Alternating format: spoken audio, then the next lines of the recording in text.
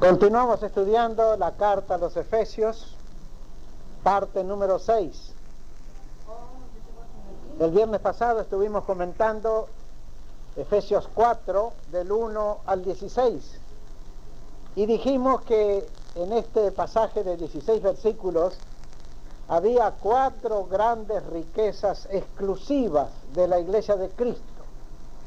Ninguna otra organización, ningún otro cuerpo, ninguna otra religión en el mundo tiene estas riquezas, porque son las riquezas de Cristo a su iglesia, las joyas, los adornos que Cristo le ha dado a su iglesia. Algún día vamos a estudiar otra vez el capítulo 16 del libro de Ezequiel y vamos a ver allí el poema de la iglesia. Como en Ezequiel 16 el Señor habla amorosamente de la iglesia y describe todas las riquezas que la iglesia tiene, pero eso va a ser en otro estudio. Hoy queremos reexaminar rápidamente las grandes riquezas exclusivas de la iglesia, que son 4, según Efesios 4, del 1 al 16.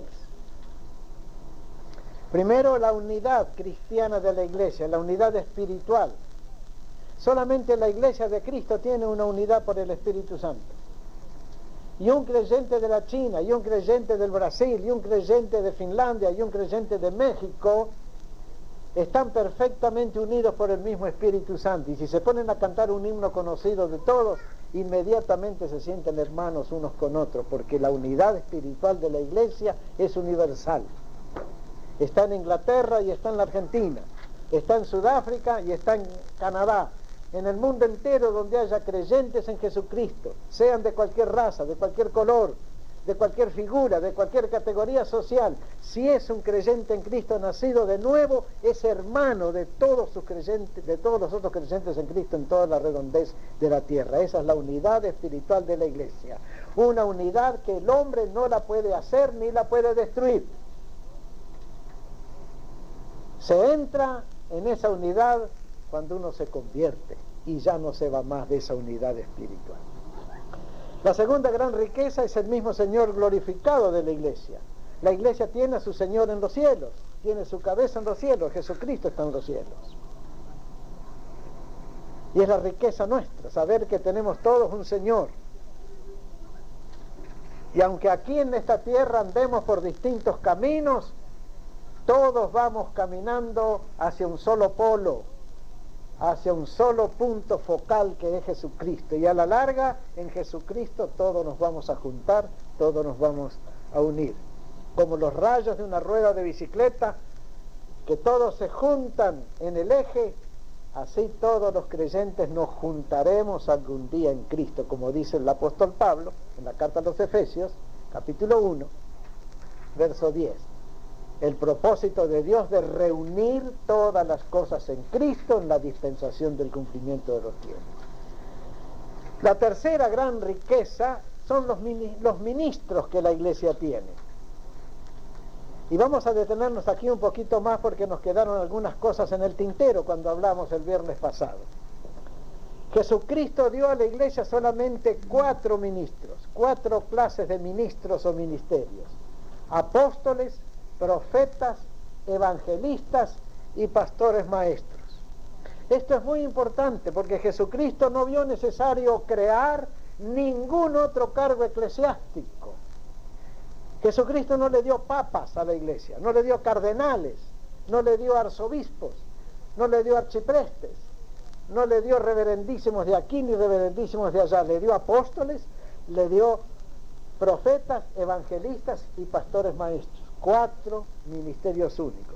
Los apóstoles fueron aquellos 12 hombres básicos que Jesús escogió y los llamó apóstoles. Fueron los 12 hombres en los cuales Jesús depositó su doctrina del reino de Dios, del reino de los cielos. Y cuando murió el último apóstol, que fue el apóstol Juan, ya no hubo más ningún apóstol en sentido básico. Ya no hubo más apóstoles. Jesús después sí, de los 12 nombró uno más, el número 13, el apóstol Pablo. pero después de Pablo ya no nombró ninguno más. Digo esto porque han habido sectas en la historia que se han dado el título de apostólicos o de apóstoles de Jesucristo. No es bíblico eso. Los 12 apóstoles fueron los hombres básicos. Vamos a leer un pasaje. Está en Efesios capítulo 2, los versículos 19 al 20, al 22. Efesios 2, 19 al 22. Así, Sí, léelo.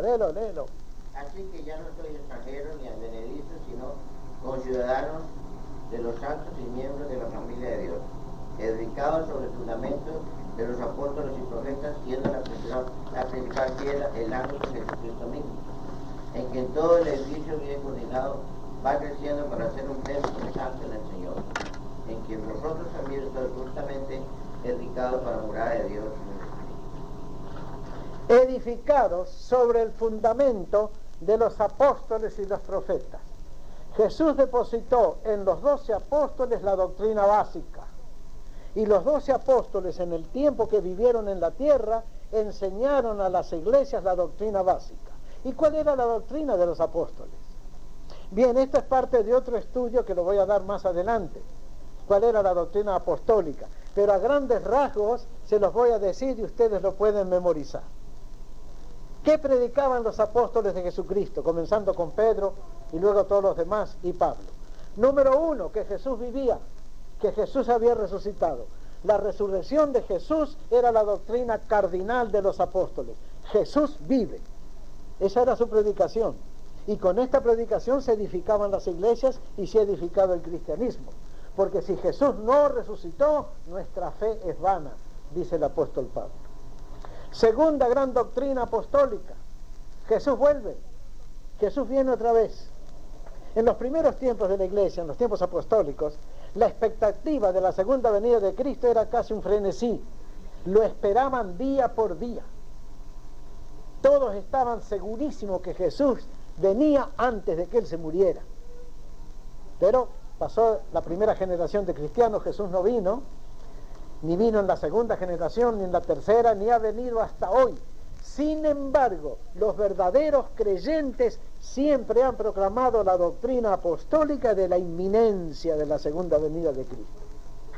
Y yo creo que los cristianos de hoy, nosotros, tenemos que vivir como si Jesús fuera a venir mañana. Vivir en los 3 días, que yo le digo, como si Jesús hubiera muerto ayer, fuera a venir mañana otra vez, por lo tanto hoy me mantengo esperándolo. Así, día tras día, semana tras semana, mes tras mes, año tras año. Tercera gran doctrina de los apóstoles, la presencia del Espíritu Santo. Todos eran conscientes de haber recibido el Espíritu Santo. Si de algo estaban segurísimos los apóstoles y los cristianos primitivos, era que tenían el Espíritu Santo con ellos, que había venido el día de Pentecostés, que había llenado a los 120 hombres y mujeres reunidos, que el Espíritu Santo había dado varias señales extraordinarias cuando había venido. Y también enseñaban los apóstoles que todo creyente en Cristo tiene el Espíritu Santo por igual. Cuarta doctrina, la autoridad de la palabra de Dios. Los apóstoles basaban su enseñanza en la palabra de Jesucristo, en las enseñanzas de Jesucristo y en la enseñanza de los profetas antiguos, en el Antiguo Testamento. Ellos iban con la Biblia en la mano, iban con el Antiguo Testamento en la mano para probar sus doctrinas. Un estudio interesante en el libro de los Hechos y en las epístolas sobre la base sobre la cual los apóstoles enseñaban la resurrección nos revela esto. Más que hablar de lo que ellos habían visto con sus ojos, cuando querían probar la resurrección de Jesús se referían a las Escrituras. Así está escrito que el Cristo resucitase. Más que decir, yo lo vi con mis ojos resucitado, decían, así está escrito. Y eso da una pauta acerca de qué tenemos que enseñar y cómo tenemos que enseñar. Más que experiencias que nosotros tengamos, tenemos que enseñar lo que está escrito. La palabra escrita, Antiguo Testamento y ahora, para nuestra bendición mayor, el Nuevo Testamento que ya también lo tenemos escrito. Los apóstoles cuando hablaban de Jesucristo no andaban mostrando el manto de Turín, ni andaban mostrando el manto de la Verónica, o andaban mostrando las espinas, o los clavos de la cruz. Se referían a la Biblia para probar que Jesús había resucitado. Es interesantísimo eso, porque nos hace ver de que toda doctrina cristiana tiene que basarse en lo que está escrito, no en lo que yo siento o a mí me parece. Es la palabra objetiva de Dios lo que afirma las doctrinas, no las experiencias subjetivas de cada uno. Ese es el error de muchísimos dirigentes modernos. Enseñan lo que ellos sintieron, que puede estar muy equivocado, pero no lo que está escrito. En cuanto a mí, mis hermanos, de aquí hasta que me muera, voy a enseñar lo que está escrito. La palabra. Hermano, pero esto que usted dice es lo que está enseñando la iglesia pentecostés ahora. Sí. Y si no es así, dicen ellos que... Y se equivocan de medio a medio. Cuando usted dice que Sí. ese fulano ese sí es pentecostés. Sí. Entonces, ¿a qué se debería ese estudio de ellos? Porque ellos ponen más énfasis en la experiencia subjetiva, lo que cada uno siente, que en la palabra escrita.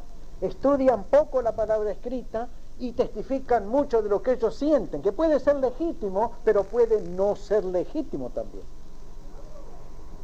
En otras palabras, tenemos que reducirnos siempre a la palabra escrita. Hay una pequeña historia para ilustrar esto. Un muchacho que había sido muy malo, muy sinvergüenza, aunque hijo de un millonario, cuando el padre murió, fue a cobrar su herencia. Y fue a hablar con el abogado que tenía el testamento. Y el muchacho le dijo, bueno, yo soy hijo de fulano y vengo a buscar mi herencia. Bueno, le dijo el abogado, lo siento, hijo mío, pero tu padre no te ha dejado un centavo de herencia. Pero yo soy hijo de él. Sí, pero está escrito que no te deja un centavo. Pero yo quiero volver a la universidad y necesito dinero. Pero está escrito que no te deja ni un centavo. Pero yo me he arrepentido de que he sido malo, que cachafá, bribón. Sí, le decía el abogado, pero está escrito que no te deja un centavo. Pero yo me voy a corregir, yo quiero ser bueno ahora, yo quiero honrar a mi papá. De acuerdo, pero está escrito que no te deja ni un centavo. Y el muchacho no pudo conmover al abogado porque estaba escrito que el padre no le dejaba un centavo. Y el abogado se atuvo legalmente a lo que estaba escrito, no a lo que el muchacho podía decir, llorar, patalear, suplicar. Y nosotros los predicadores tenemos que ceñirnos a lo que está escrito. Si lo entendemos claramente, con lógica y con sana hermenéutica. Vean ustedes en el Nuevo Testamento y en las epístolas de Pablo, cuando Pablo está hablando de la resurrección, no dice yo vi a Jesucristo, dice está escrito. Y pruebas al canto. Leamos 1 Corintios 15, del 1 al 4. Solamente un pasaje. 1 Corintios 15, del 1 al 4. Además os declaro, hermanos, el evangelio que os he predicado, el cual también recibisteis, en el cual también perseveráis. Por el cual, asimismo, si retenéis la palabra que os he predicado, sois salvos, si no creísteis en vano. Porque primeramente os he enseñado lo que asimismo recibí, que Cristo murió por nuestros pecados, conforme a las Escrituras, y que fue sepultado, y que resucitó al tercer día, conforme a las Escrituras. Conforme a las Escrituras. Así hablaba Pablo. Así deben enseñar todos los predicadores del Evangelio, todos los maestros de la escuela dominical, todos los pastores. Conforme a las Escrituras, ¿sí? ¿No es cierto, hermano, que el tener el Espíritu de Dios adentro es una sensación constante, más que llamaradas aquí por aquí? Sí, es un manantial perenne, un manantial que fluye suavemente, silenciosamente, pero refrescantemente, perennemente. Esto es lo que enseñan las epístolas, la vida en el Espíritu, más que las emociones esporádicas, explosivas, teatrales, espectaculares del Espíritu Santo. La vida en el Espíritu. Tres palabras se usan en las epístolas para hablar del Espíritu. Andad en el Espíritu. No apaguéis el Espíritu, no contristéis el Espíritu. Nada más. Andad en el Espíritu. No apaguéis el Espíritu, no contristéis el Espíritu. O sea que en el Pentecostés hay emoción del poder del Espíritu Santo. El movimiento pentecostal se ha basado muchísimo, exageradamente, en las emociones. No es de ellos solo. Comenzó con John Wesley, aquel famoso fundador de la Iglesia Metodista, que fue un gran hombre de Dios, fue un gran predicador, un gran enseñador, maestro, pero él empezó a poner más énfasis en las emociones y experiencias que en la palabra escrita. Wesley fue muy bueno, y la iglesia que él fundó en los primeros tiempos era muy buena, muy evangélica. Pero con el correr del tiempo la enseñanza de Wesley se bifurcó, se tergiversó. Y el movimiento pentecostal, que comenzó a principios de este siglo, prácticamente en 1903 en Topeka, Kansas, cuando una cierta mujer dijo haber recibido el bautismo del Espíritu Santo y hablado en lenguas, fue como una reacción al ceremonialismo frío en que habían caído las iglesias de Europa y América a fines del siglo pasado. Hubo dos movimientos paralelos a fines del siglo pasado y principios de este siglo: el movimiento de santidad y el movimiento pentecostal. Al principio andaban parejos uno con otro, después se bifurcaron. Los movimientos de santidad quedaron con la Alianza Cristiana y Misionera, con la Iglesia del Nazareno y con otras varias iglesias llamadas de santidad. Y los que exageraron la nota emotiva formaron los grupos pentecostales, los grupos pentecosteses. Pero ya se está acabando este siglo y el fervor pentecostés se está acabando también. Y cuando entre el siglo XXI, yo no sé cuál va a ser el énfasis de la predicación de la iglesia. Yo espero que sea, como en los tiempos apostólicos, un regreso a lo que está escrito. A lo que está escrito. Bueno, así que las cuatro grandes primeras doctrinas que predicaban los apóstoles, allá Ricardo, a ver. Bueno, había cuatro primeras grandes doctrinas apostólicas: que Jesús vivía, que Jesús volvería, que el Espíritu Santo estaba presente y llenaba y vivificaba y santificaba a los creyentes. La cuarta gran doctrina era el poder de la predicación. Los apóstoles y los primeros cristianos creían en la predicación del Evangelio para la extensión del Evangelio. Jesús les había dicho: vayan por todo el mundo, prediquen el Evangelio a toda persona. Y para los apóstoles eso era doctrina cardinal, pasar la palabra, porque solamente por medio de la predicación de la palabra entraría el reino de Dios en las mentes y corazones de los oyentes y se extendería el reino de Dios en el mundo. La número 4 había sido autoridad de la palabra de Dios. Esta es la quinta, ¿no? Ok, sí. Autoridad de la Biblia. Esta vendría a ser la quinta. El poder de la predicación del Evangelio. Por eso los apóstoles y los cristianos primitivos pasaban la palabra. Todos eran evangelistas. Todos hablaban a todos del Evangelio de Cristo. Porque sabían que la fe o que la salvación se recibe por la fe. Y la fe viene por el oír la palabra de Dios. No se largaron a edificar iglesias. No se largaron a edificar catedrales. No se largaron a construir salas de concierto.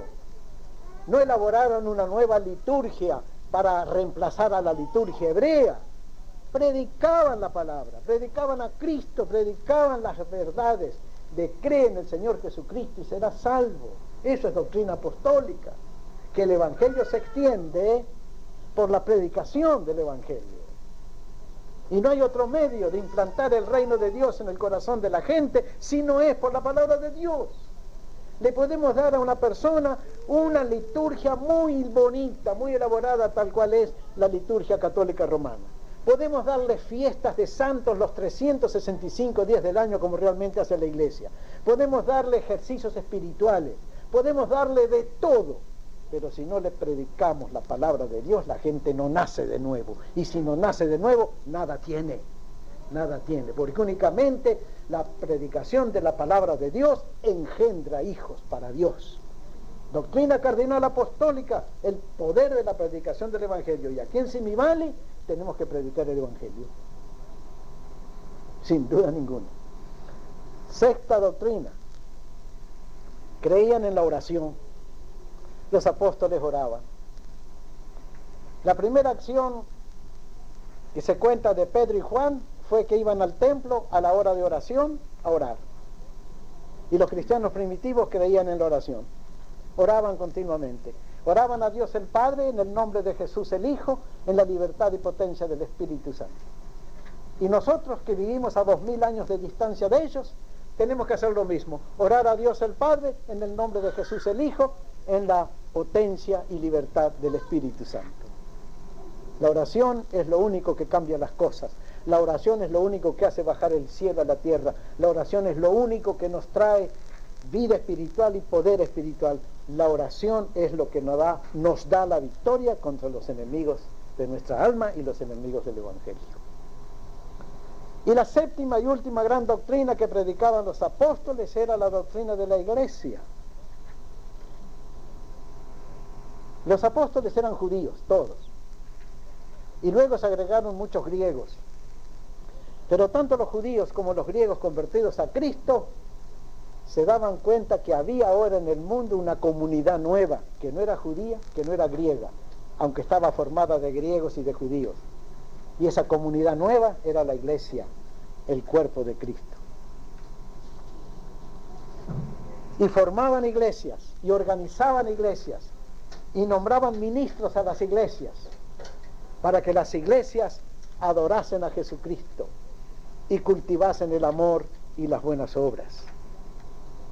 Así que aquí tenemos las 7 doctrinas cardinales de los apóstoles, las mismas doctrinas que tenemos que seguir predicando y enseñando en el día de hoy. Que Jesús había resucitado, que Jesús venía pronto, que el Espíritu Santo estaba presente y habitaba en el corazón de cada creyente, que la Biblia tiene autoridad, que la predicación del Evangelio es el único medio de ganar almas para Cristo, que la oración es el único recurso de la iglesia y que existen iglesias para el cultivo de la fraternidad cristiana, del amor cristiano, de la caridad cristiana. Esas son las doctrinas de los apóstoles. Son las doctrinas que nosotros tenemos que revalidar, vivir y predicar en estos tiempos finales del siglo número 20, antes que entre el siglo 21. Así que los apóstoles, los 12 apóstoles, pasaron con la historia. Cuando murió Juan, el último apóstol, ya no se levantó ningún apóstol más. Los profetas eran hombres que tenían sí cierta clarividencia. Y en el Antiguo Testamento algunos profetas se los llama el vidente. A Samuel le llamaron el vidente. Un hombre que podía ver lo invisible. ¿Recuerdan la historia de Saúl cuando perdió las asnas y andaba buscando las asnas de su padre? Y fue donde Samuel el profeta a preguntarle dónde estaban las asnas y le llevaba un regalo de paso. Porque los videntes del Antiguo Testamento veían más cuando alguien les regalaba algo. Y Samuel vio que las asnas habían sido encontradas, y cuando Saúl le dijo, ¿sabes tú dónde están las asnas de mi padre? Samuel le dijo, no te aflijas, tus asnas ya han sido encontradas. Ese es un vidente del Antiguo Testamento. En el Nuevo Testamento había ciertos videntes. Por ejemplo, vamos a buscar. Aquí tenía anotado. Busquemos el libro de los Hechos. Los Hechos, capítulo 22.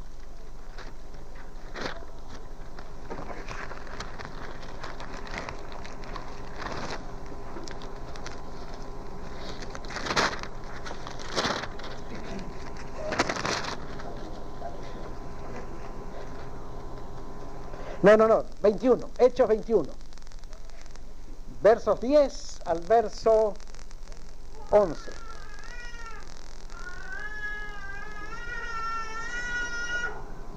¿Quién quiere leer Hechos 21, 10 y 11? Y permaneciendo nosotros allí algunos días, descendió de Judea un profeta llamado Ágabo, quien viniendo a vernos, tomó el cinto de Pablo y atándose los pies y las manos, dijo, esto dice el Espíritu Santo, así atarán los judíos en Jerusalén al varón de quien es este cinto, y le entregarán en manos de los gentiles. Este es un profeta de la antigua iglesia. Un hombre que podía ver el futuro inmediato. Este Ágabo o Agabo vio que si Pablo iba a Jerusalén lo iban a apresar, a arrestar y encadenar, y realizó allí una figura. Se ató él mismo los pies y las manos con un cinto y dijo, así van a atar en Jerusalén al dueño de este cinto. Pero eso era en aquellos tiempos de transición, cuando el cristianismo y la obra de Dios estaba pasando del judaísmo al gentilismo, cuando se estaba abandonando el Antiguo Testamento y el Antiguo Pacto y se estaba formando la iglesia.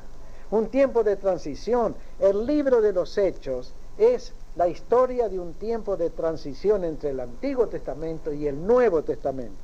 No se puede tomar todo lo del libro de los Hechos como doctrina permanente. Hubo una transición, un paso de una época a otra época.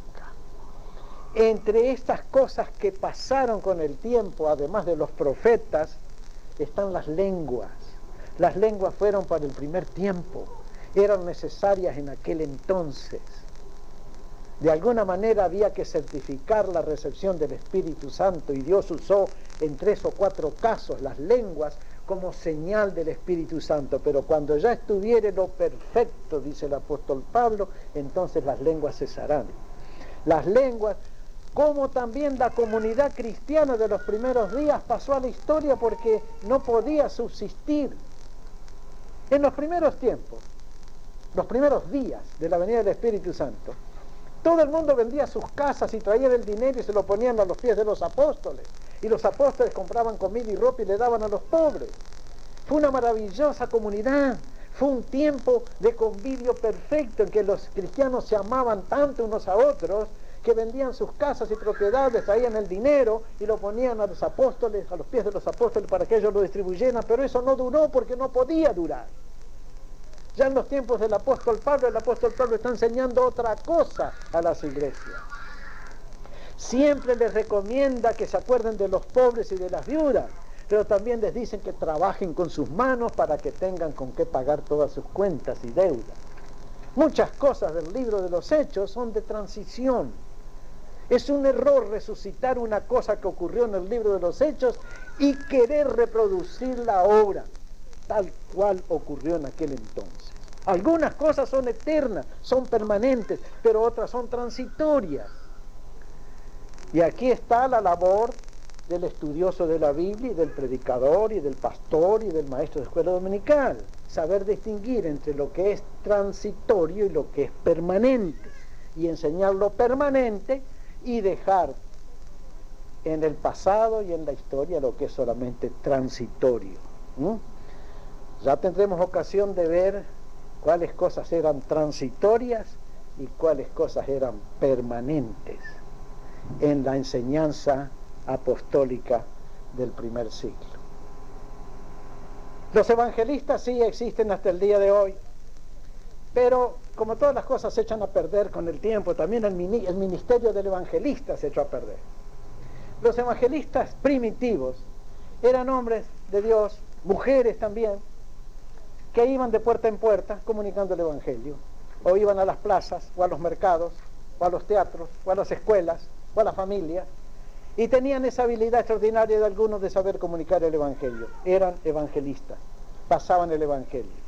Los evangelistas modernos, sobre todo aquí en los Estados Unidos, son unos señores que levantan una poderosa empresa comercial, bien organizada, bien propagandizada, bien computadorizada, y tienen programas de televisión en 150, 200, 300 televisoras, realizan enormes campañas evangelísticas.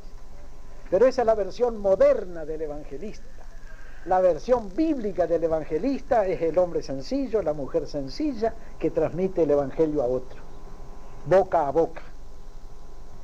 Alguien decía que el verdadero evangelista se parece a un mendigo que le dice a otro mendigo dónde encontrar pan.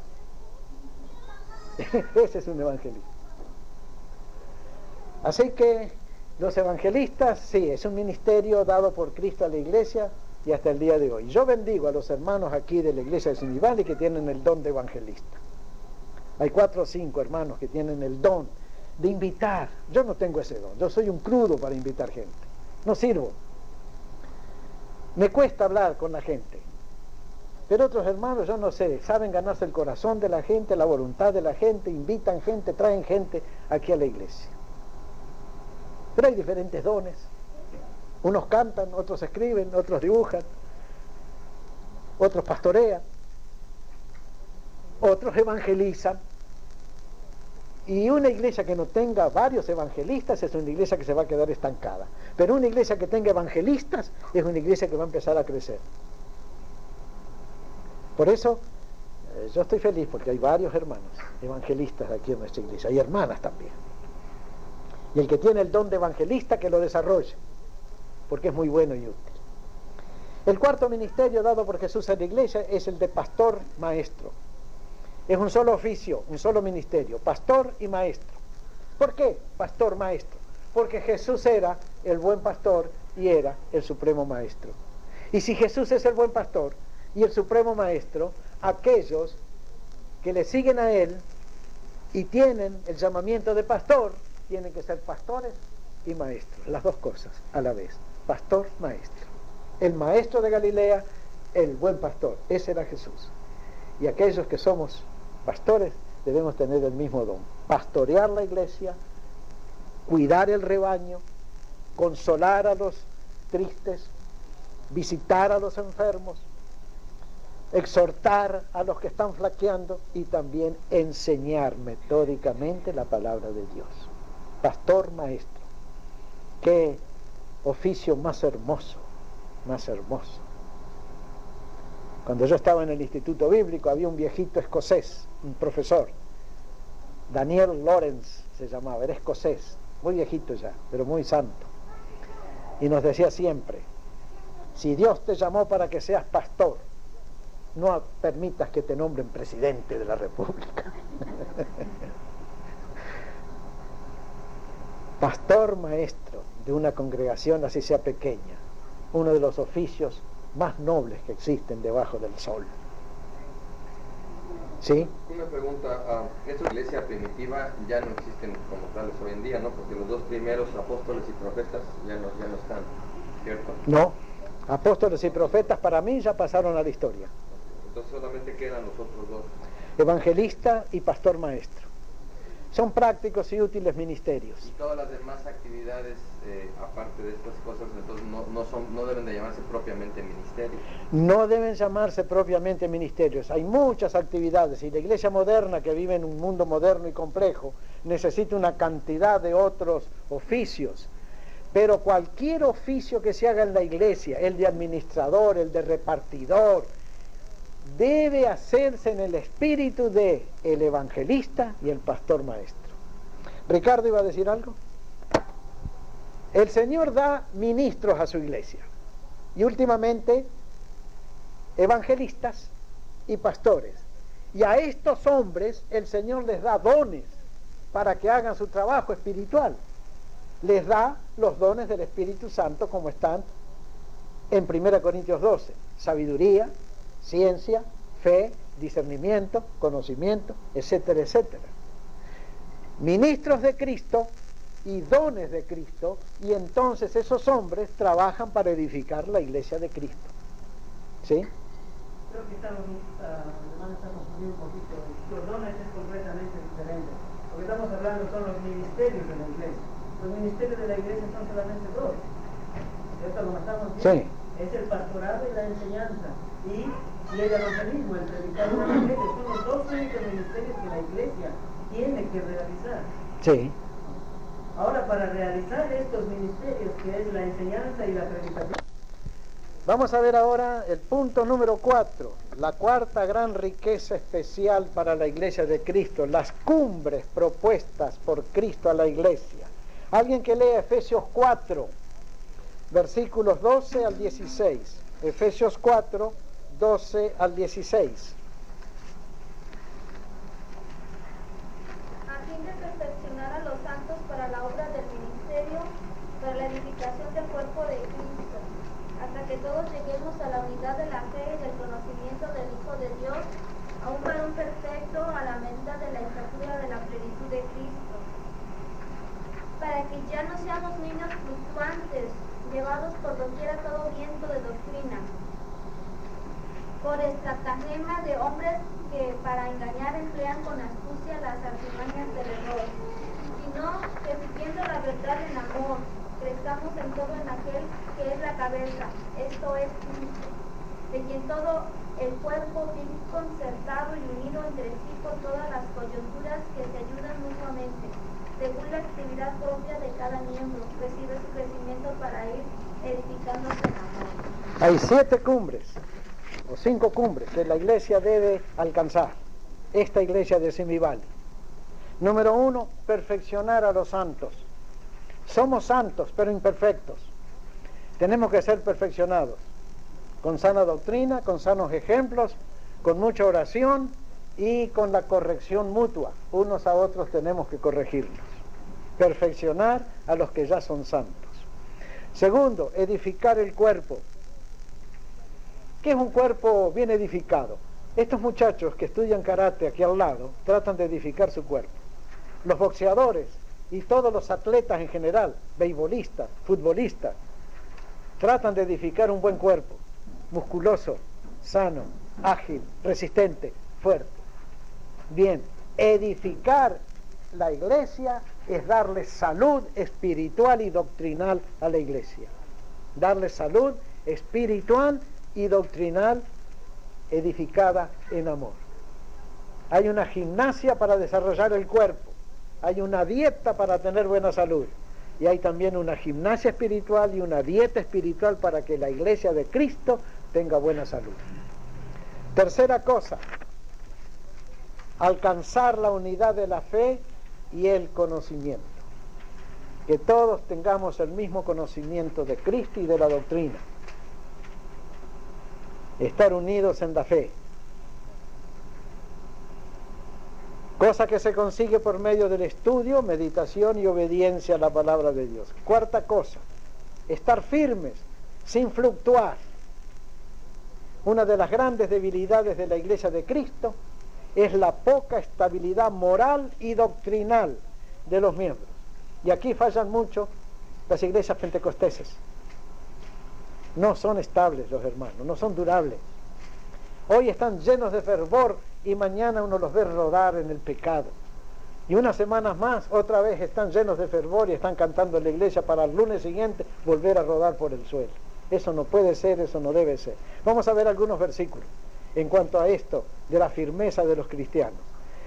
Alguien que busque Tito, epístola de Tito, capítulo 1, versos 10 al 16. Tito 1, 10 al 16.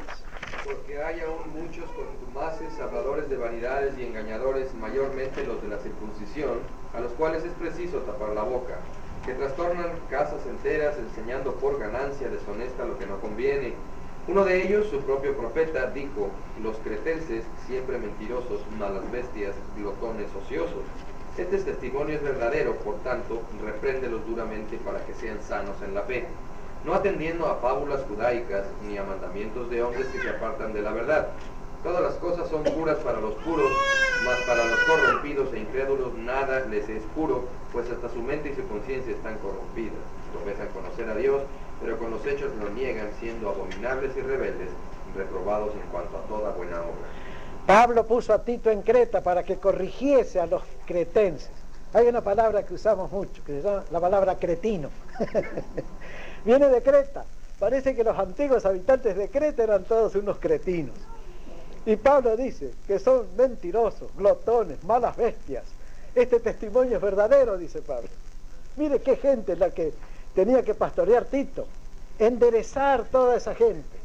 Por haberse convertido a Cristo eran santos, pero imperfectos. El trabajo de Tito era enderezar a estos cretinos. Y tanto trabajo de esto hay que hacer en nuestras iglesias. Enseñar a tanto cretense como... ¿Ves lo que dice Pablo? Los cretenses siempre mentirosos, malas bestias, glotones, ociosos. ¡Qué gente! Sin embargo eran cristianos. Cristianos por haber sido recibidos en el amor y la gracia de Cristo. Pero Tito, maestro sabio, pastor sabio y amante, tenía que enderezar a estos cretinos de Creta. Otro pasaje está en 1 Timoteo 4, del 1 al 5. Pero el Espíritu dice claramente que los rechazando espíritus engañadores y a doctrinas de demonios, por la hipocresía de mentirosos que, teniendo cauterizada la conciencia, prohibirán casarse y mandarán abstenerse de alimentos que Dios creó para que con acción de gracias participasen en ellos los creyentes y los que han conocido la verdad. Porque todo lo que Dios creó es bueno y nada es de desecharse, si se toma con acción de gracias, porque por la palabra de Dios y por la oración es santificado. Tanto en Tito como aquí, Pablo dice que todo lo que Dios creó es bueno.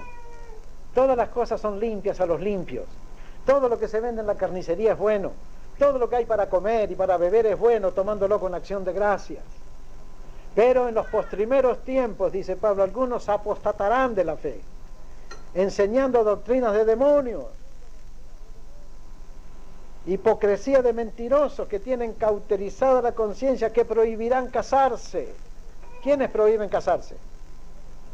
¿Qué iglesia prohíbe casarse? La Iglesia Católica Romana. Desde el siglo VII, que a un papa se le ocurrió que todos los sacerdotes tenían que ser célibes, e impuso el celibato a la fuerza basado en su gran autoridad. Y hasta el día de hoy el celibato es un desastre en la Iglesia Católica Romana. Están pidiendo muchísimos pastores y obispos y sacerdotes y obispos que sea derogado la ley del celibato, pero el Papa no cede, allá él. Otro texto, Hechos 20, 29 al 30. Sí. Porque yo sé que después de mi partida entrarán en medio de vosotros lobos rapaces que no perdonarán al rebaño. Y de vosotros mismos se levantarán hombres que hablen cosas perversas para arrastrar tras sí a los discípulos. Siempre han habido y hay todavía falsos maestros que se meten en la iglesia de Jesucristo. En este cuerpo noble y santo que es la iglesia de Jesucristo se mete una cantidad de enviados de Satanás el diablo para echar a perder la doctrina sana, el buen espíritu, la buena moral, la buena vida y sobre todo la libertad cristiana. Un último pasaje está en 1 Timoteo 6, los versos 3 al 5.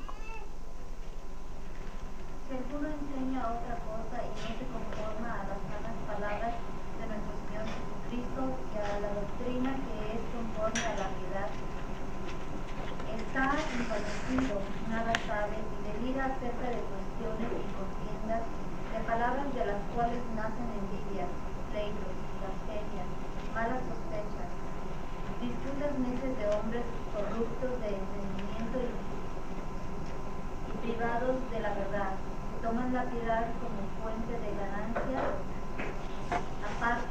apártate del Estado. Aquí Pablo le advierte a Timoteo, otro de sus jóvenes, otro de sus discípulos, otro de los obispos que él colocó para cuidar iglesias. Cuidado con los que enseñan otra cosa y no la doctrina, las sanas palabras de nuestro Señor Jesucristo. Así que, hermano, es imprescindible enseñar bien la palabra de Dios para que los santos sean perfectos. La última cumbre propuesta para la iglesia es crecer en la cabeza que es Cristo. La cabeza de la iglesia es Jesucristo. Para crecer en Él se requiere seguir la verdad en amor y mantener la unión de todas las coyunturas que se ayudan mutuamente. Una iglesia desunida es igual a un cuerpo descoyuntado. Cada miembro de la iglesia tiene su propia actividad y ministerio y debe realizar su propia función con todo su amor. Así, solamente así, la congregación crece armónica, firme y espiritualmente en busca de la cumbre suprema, un varón perfecto. Conclusión, gran tarea le espera a nuestra congregación de Simi Valley, pero tenemos todos los materiales, todos los dones, todos los recursos a nuestro alcance. Sobre todo, tenemos al Señor Jesucristo con nosotros en la persona y poder del Espíritu Santo. Amén. Que Dios los bendiga y hasta la próxima.